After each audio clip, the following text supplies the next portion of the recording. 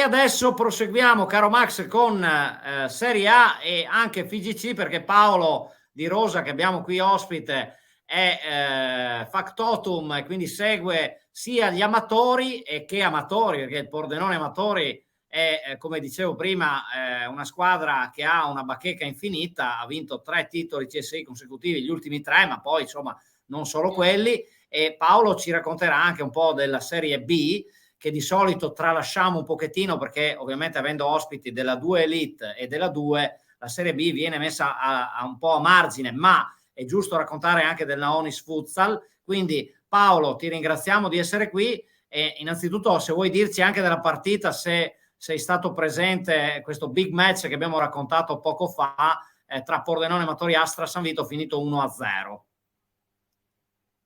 Ciao ragazzi.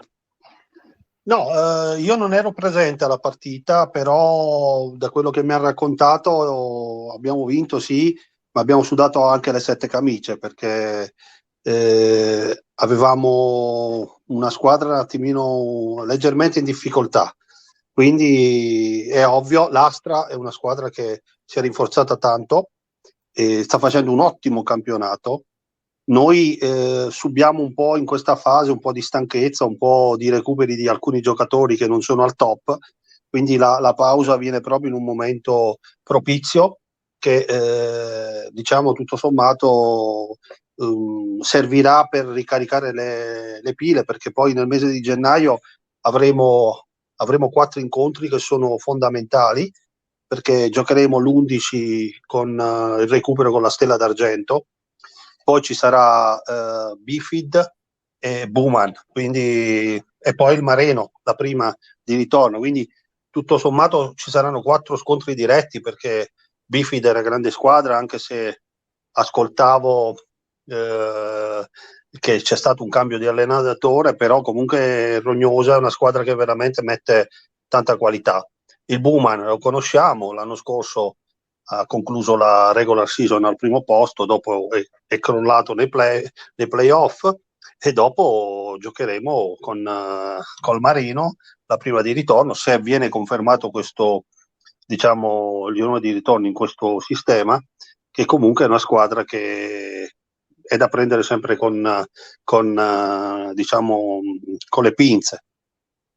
La squadra sicuramente, il Pordenone, hai detto bene, è una squadra che ormai è da anni nell'ambito amatoriale e noi cerchiamo sempre di dare il nostro input, perché comunque è bello confrontarsi con realtà importanti come quest'anno.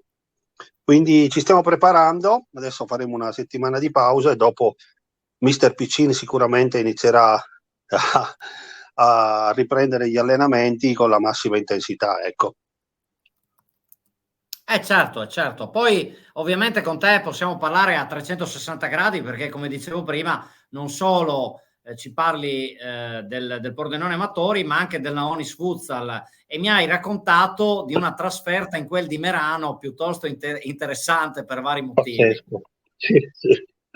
Sì, Racconta, diciamo che ai nostri telespettatori cosa è successo. Sì, no, noi dovevamo giocare il giorno 23 di dicembre a Merano alle 21, cioè cosa mai visto al mondo, no? E quindi abbiamo chiesto l'anticipo logicamente al giorno 16, però purtroppo questo sabato non si poteva giocare perché c'era una manifestazione a Merano, l'abbiamo quindi anticipato l'unica data giusta, giovedì 14. E quindi siamo partiti giovedì nel primo pomeriggio e siamo andati su a Merano giocando alle 21:30. Quindi una trasferta dove abbiamo perso 4-2, ma è stata una trasferta dove diciamo la squadra ha espresso per l'ennesima volta, perché nelle ultime 5 gare veramente noi abbiamo una squadra giovanissima, fatti di ragazzi sul territorio, per non spendere soldi che non servono, perché prendere stranieri che pagano una barca di soldi e compagnia dicendo non è questo il nostro modo. Qualcuno dirà sì, però siete ultimi in classifica con 0 punti, è anche vero, però stiamo sviluppando bene tutto. Nelle ultime 5 gare noi abbiamo giocato veramente alla pari delle nostre squadre e tengo a precisare, giovedì eravamo senza 7 titolari, avevamo solo 4 titolari della prima squadra imbottiti da 6 under. Quindi siamo andati a Merano fino a 1 minuto e mezzo, 2 minuti dalla fine eravamo 2-2.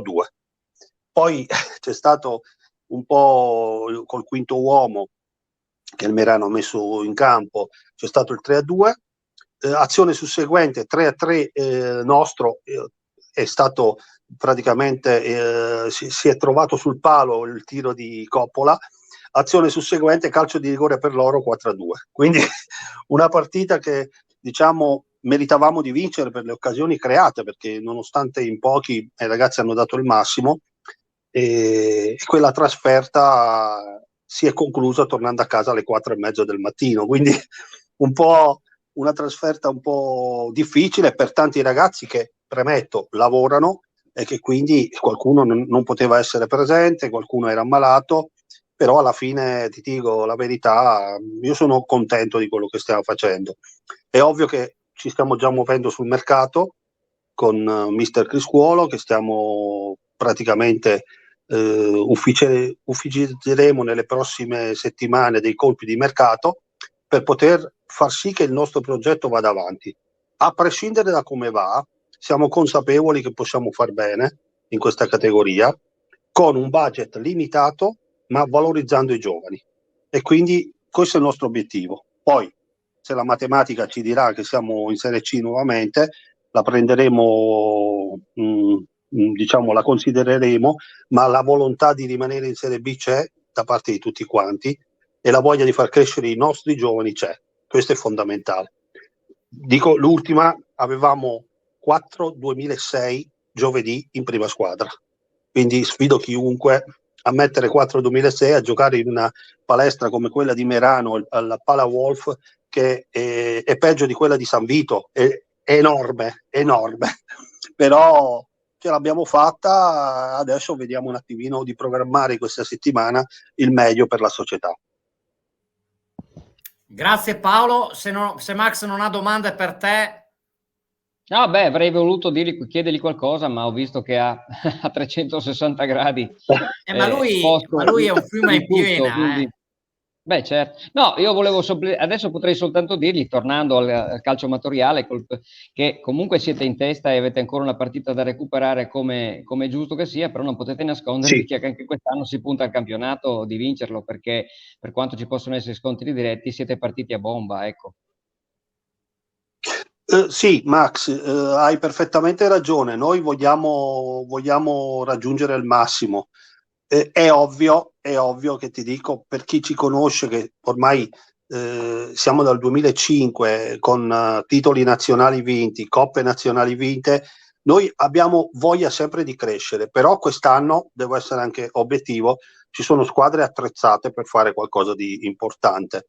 È ovvio che io lamento sempre una certa, diciamo, in questo momento la federazione dovrebbe stare vicino alle squadre e continuare a sviluppare questo modo di fare, anche per l'apporto delle squadre venete, no? Che sicuramente ci hanno messo un po' di qualità, però apportare ancora, cioè dare degli input per far sì che il nostro, diciamo, nostro movimento a Pordenone possa crescere ancora di più, perché questo forse è un momento opportuno per poter far bene tutti quanti.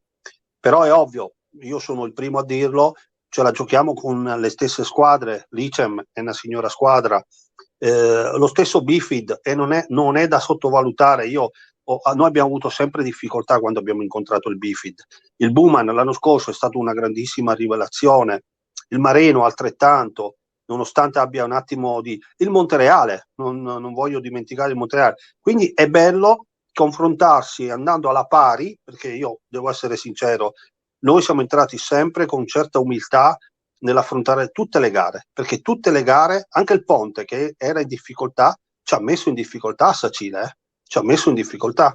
Quindi sinceramente bisogna sempre prendere con le pinze tutto, e secondo me il bello è proprio questo, avere un campionato dove non c'è una protagonista assoluta, ma ce ne sono tante, e i risultati possono cambiare sempre di volta in volta. Questo è bello, ed è bello anche per tutti noi che lo facciamo con grande passione, con grande voglia di mettersi in gioco, anche giocando ad orari fuori dal normale, ma ci sta, anche questo fa parte dell'amatoriale.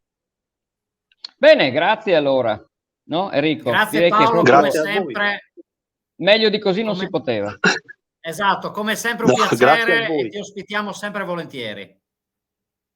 Grazie a voi ragazzi della disponibilità e andate sempre avanti così, che almeno abbiamo un canale dove possiamo dire le nostre e possiamo confrontarci, che è la cosa più bella che esiste.